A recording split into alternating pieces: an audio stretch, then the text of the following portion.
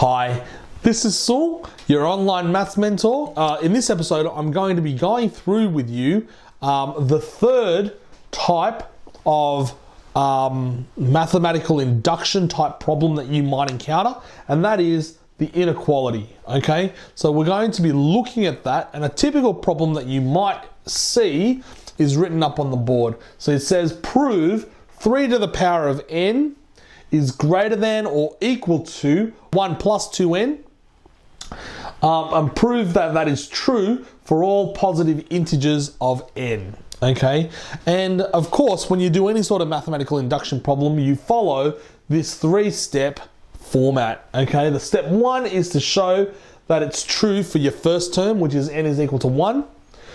2 is to assume that it's true for the second term, which is n is equal to k. And then, which is really really where the proof lies. The proof lies in the induction part of the proof anyway, lies in the fact that you are actually assuming this n is equal to k is true, because that's where the induction happens. And then part 3, you're proving that it's true for n is equal to 1, or n is equal to k plus 1. Okay, which is where we take that in that assume step and add to that and show that it's true for every other term that's positive thereafter. Okay, all right, so let's have a look at how we might solve this question using those 3 steps. So show that it's true for n is equal to 1. That's the first step there. So we go left hand side. So consider n is equal to 1. So left hand side equals to 3 to the power of 1, which is equal to 3. Right hand side is equal to 1 plus 2 times 1, which is equal to 3. So left hand side equals to right hand side. Therefore, n equals to 1 is true for the inequality. Got it? Beautiful. Because and the fact that left hand side equals right hand side is true because the inequality is 3 to the power of n is greater than or equal to 1 plus 2n. So the fact that they're equal is good enough for the proof, all right? Or good enough to show that it's true for n is equal to 1. All right. The next step is to assume that it's true for n is equal to k. So the next step is to assume that it's true for n is equal to k. So we're going to assume that n is equal to k is true for the inequality, which means 3 to the power of k is greater than or equal to 1 plus 2k is true. All right.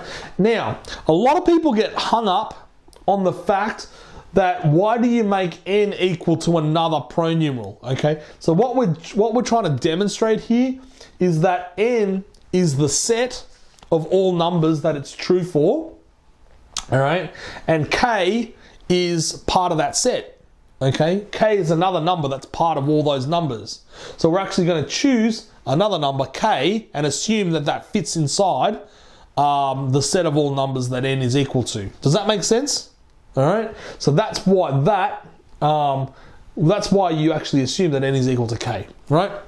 And then what we're going to do is prove that it's also true for k plus 1. All right, so what I want you to notice here is also 3 to the power of k minus 1 minus 2k will also be greater than or equal to 0.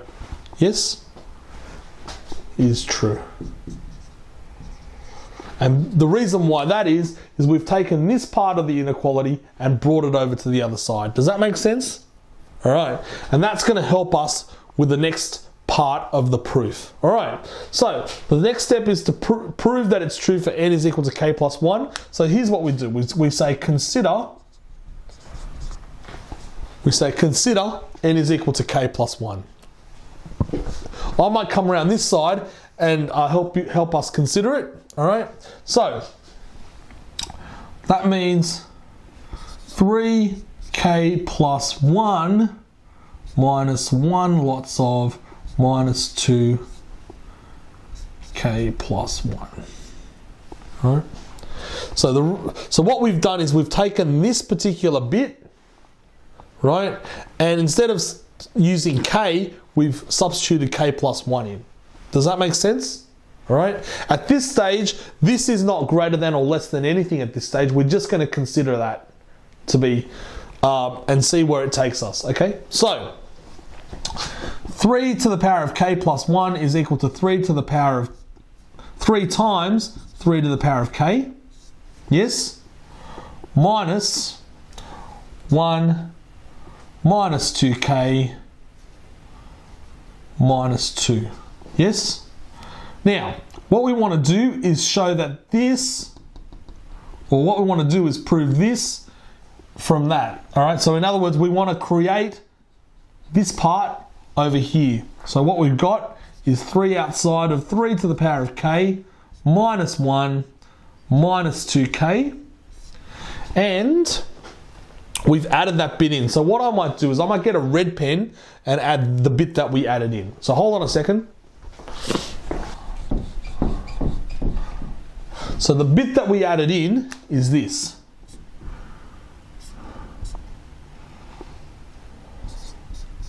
Yes?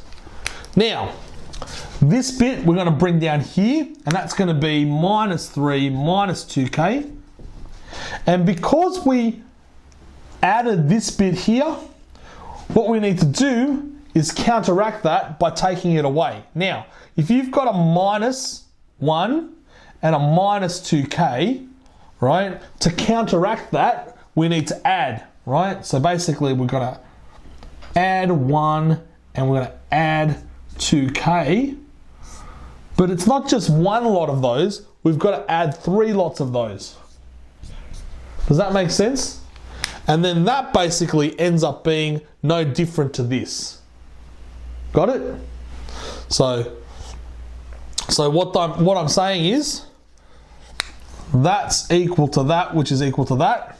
Okay. Now let's work out this bit over here.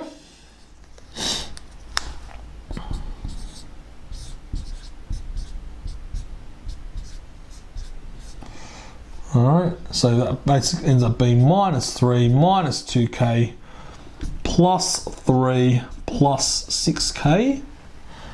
Ends up being 3 lots of 3 to the power of k minus 1 minus 2k. Those two will cancel, leaving you with plus 4k.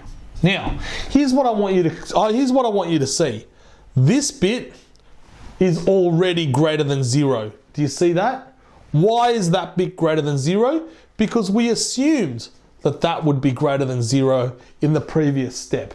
All right? 3 lots of a positive number is just positive. So all of this is positive. All right? All of that's positive from step 2.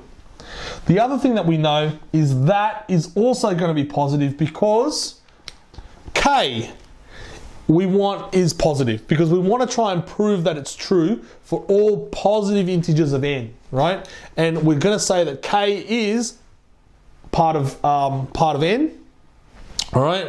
Which means k has to be positive as well. So if this is positive and this is positive, right, then what that says is this whole thing has to be positive. Does that make sense? Good.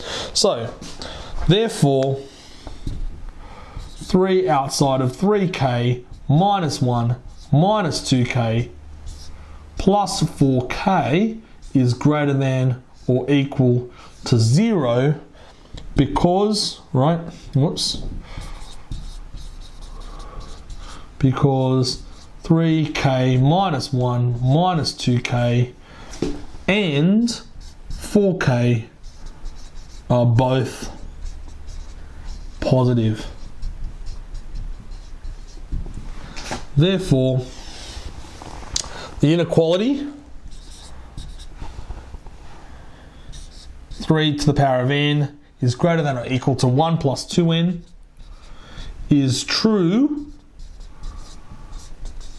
for all positive integers of n. Does that make sense? All right, so let me stand over here. So that basically is how to solve a inequality type question, okay? So take that all in. We have now done all three types of mathematical induction problems, okay? So you should now be able to do any sort of problems that an exam that you might encounter in an exam or an assessment. So what you need to do now is just go away and practice them as much as possible. All right, thank you very much for watching.